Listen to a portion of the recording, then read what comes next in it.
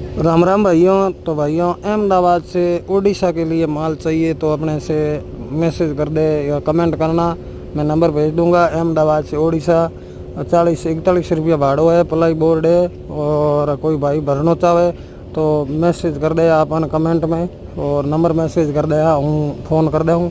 और भाइयों थोड़ा वीडियो शेयर करो, लाइक शेयर और कमेंट भी करो भाइयों, थोड़ा फॉलो भी करो भाइयों। इतना आपने ड्राइवर भाई को सपोर्ट कराया भाइयों, धन्यवाद सा।